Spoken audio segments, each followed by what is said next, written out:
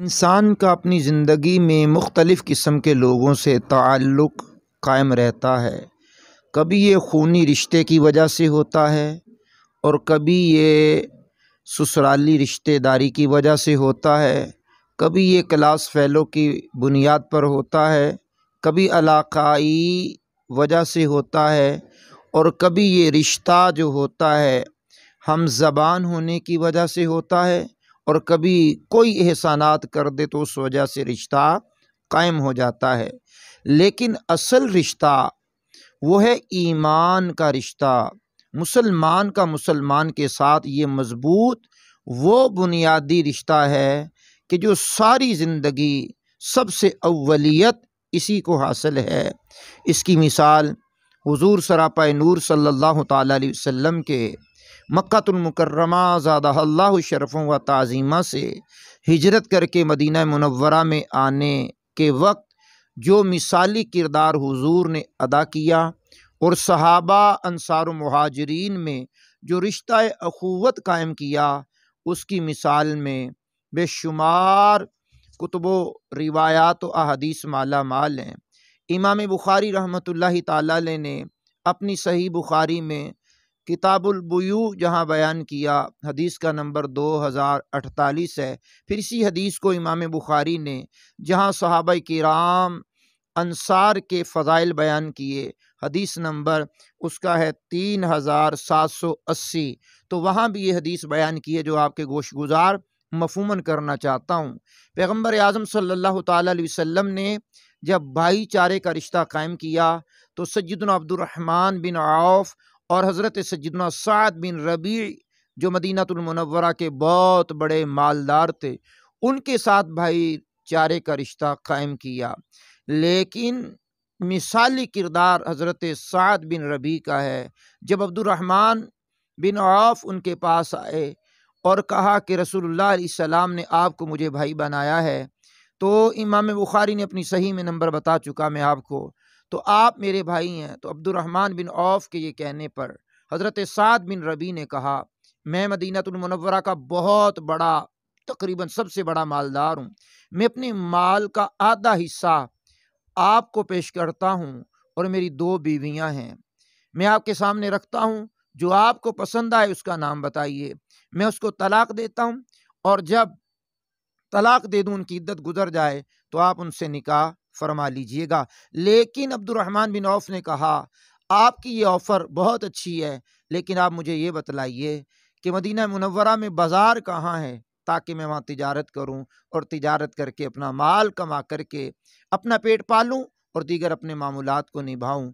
پھر امام بخاری نے آگے بھی اس کو لکھا۔ بہرحال جو میں بیان کرنا چاہ رہا ہوں، آج 5 فروری ہے اور یکجہتی کشمیر، 5 فروری یکجہتی کشمیر کے نام سے ہمارے پورے پاکستان میں 1990 سے لے کر آج تک منایا جا رہا ہے۔ 2024 ہے، آج 5 فروری ہے، تو آگے بھی انشاءاللہ یہ منایا جاتا رہے گا۔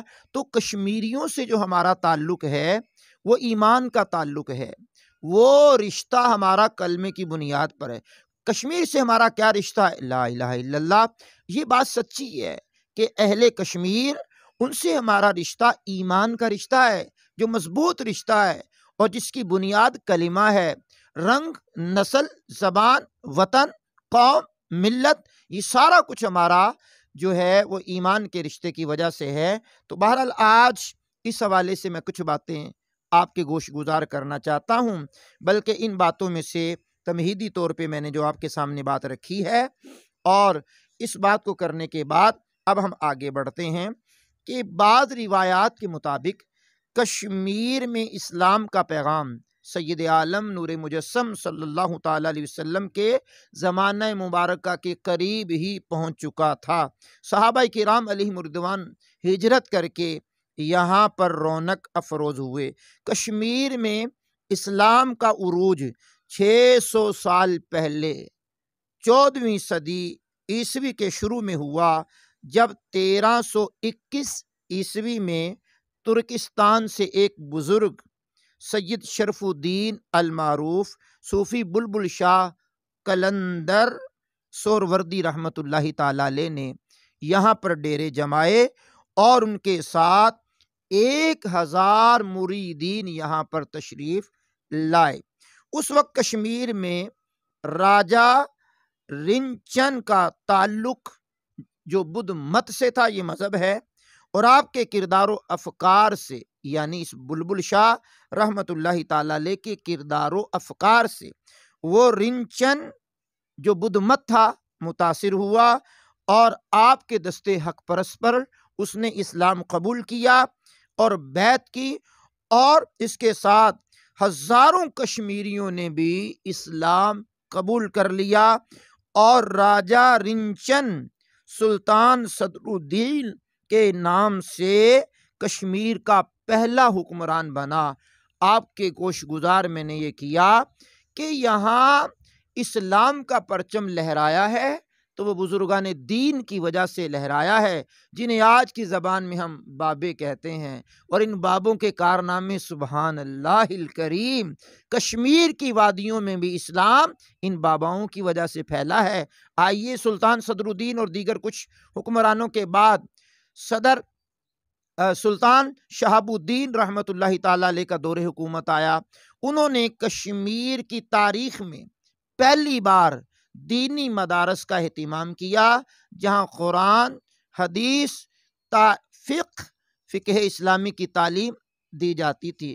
کشمیر کے ماحول کو اسلامی ثقافت میں تبدیل کرنے کے لیے ایران سے پھر ایک بزرگ میر سید علی ہمدانی رحمت اللہ تعالی علیہ 1372 عیسوی میں 700 مبلغین کی جماعت کو لے کر کے اور ہنرمند لوگوں کی جماعت کو لے کر کے کشمیر پہنچے، اور کشمیریوں کے انداز زندگی کو اسلامی تہذیب سے روشناس کروایا اور کشمیر کو اسلامی ثقافت مہیا کی۔ ان کے بعد ان کے شہزادے میر سید محمد ہمدانی رحمت اللہ تعالی علیہ بھی کشمیر تشریف لائے اور اسلام کے لیے گراں قدر خدمات سر انجام دیں۔ سید علی ہمدانی کی وظائف پر مشتمل کتاب اوراد فتحیہ پورے کشمیر کی مساجد میں ذوق و شوق کے ساتھ پڑھی جاتی تھی، اور یہ سلسلہ سننے میں آیا ہے کہ آج کل بھی جاری و ساری ہے۔ 1586 عیسوی میں کشمیر مغلیہ سلطنت میں شامل ہو گیا۔ پھر 1752 عیسوی کے اندر اس کے لگ بھگ افغانستان کے احمد شاہ ابدالی نے کشمیر کو اپنے مفتوحہ علاقوں میں شامل کر لیا، اور 1819 تک یہاں افغانی مسلم حکومت قائم رہی۔ کشمیر میں اسلامی حکومت کا زوال کب شروع ہوا؟ 1819 عیسوی کے قریب پنجاب کے سکھ مہاراجا رنجیت سنگھ نے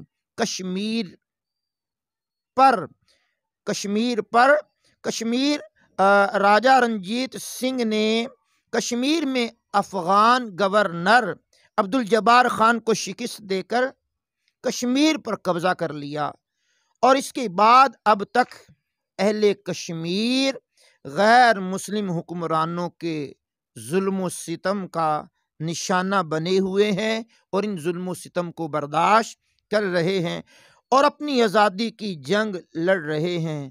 شاید یہ کلمہ جو انہوں نے پڑھا ہے اور بزرگان دین نے جو ان کو کلمہ پڑھایا ہے، اس کلمے کی بنیاد پر آج تک ڈٹے ہوئے ہیں۔ تو کشمیریوں سے ہمارا تعلق اظہار یکجہتی یہ کلمے کی بنیاد پر ہے کہ وہ ہمارے مسلمان بھائی ہیں۔